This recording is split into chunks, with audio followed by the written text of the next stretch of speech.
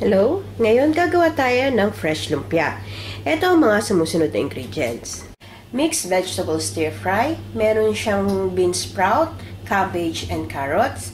Kung wala kayong mabilan ng ganito, pwedeng maghiwa na lang kayo ng separate. Potato, slice into strips. Green beans or baggy beans. Mixed vegetables. Minced pork. Pwede din kayong gumamit ng chicken or prawns as sahog. Salt and pepper to taste. Onion. Minced garlic. Optional ingredients. Ginisa mix and pork cube. Gagamit din tayo ng ating lettuce para dun sa ating fresh lumpia. Mamaya pagbalot. So dito sa ating frying pan, maglagay na tayo ng a bit of oil. Magigisa lang tayo.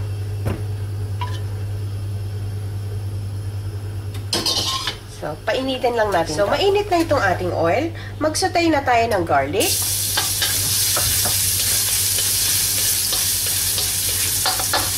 And onion. Maggisa lang natin maigi to hanggang sa lumambot yung onion. So, ready na yung ating onion and garlic. Ilagay na natin yung ating minced pork. Isa na natin. Itong minced pork, as I said earlier, pwede kayong gumamit ng chicken or prawn as alternative. So, gisa lang natin maigi ito hanggang sa maging brown na siya. Ready na yung ating pork. Pwede na natin isama ngayon yung potato.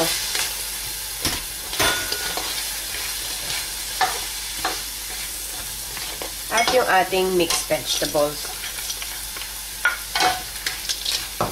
So, igisa lang nating maigi ito hanggang sa medyo malambot na yung carrots. So, medyo malambot na yung ating carrots. Pwede na rin natin isama yung ating green beans. So, haluin lang natin maigi.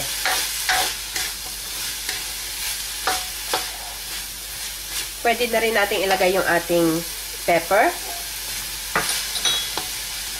Yung ating pork cubes, durugin lang natin.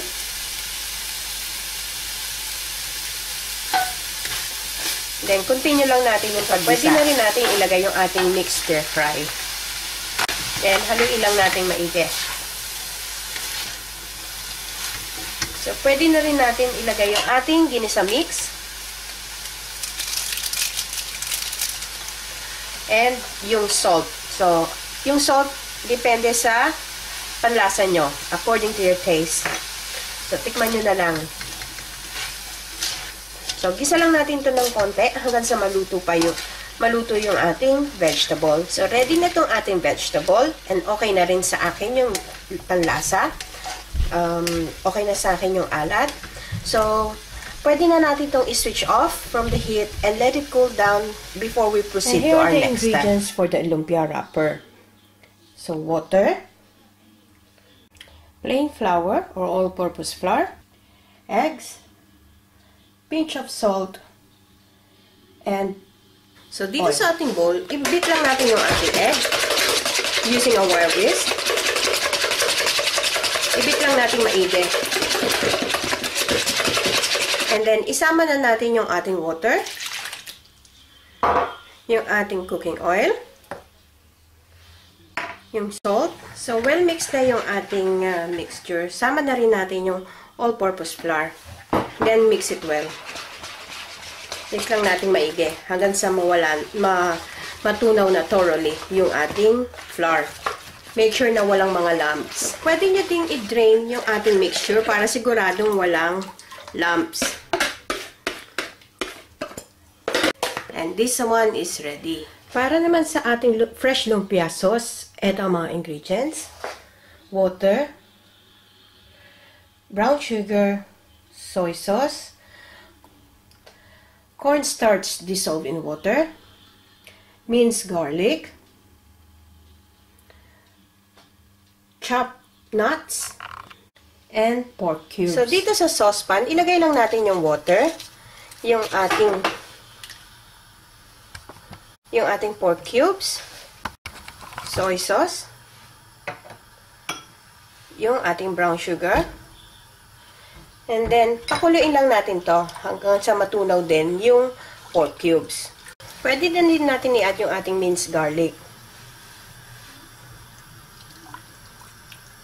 So, hintayin lang natin kumulo ito. So, kumukulo na yung ating mixture.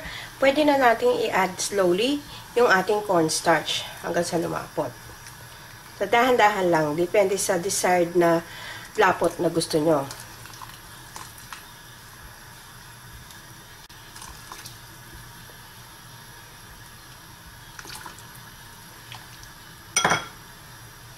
Okay. So, malapot na siya bigla. Isama na natin yung ating chopped peanuts. Pwede din kayong gumamit ng peanut butter kung meron kayong peanut butter as an alternative dito sa peanuts.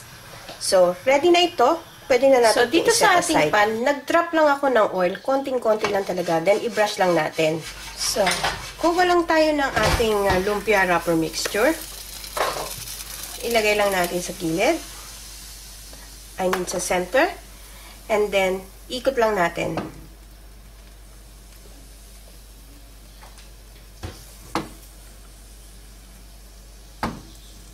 Para numipis lang siya. So, intayin lang natin matuyo yung ibabaw.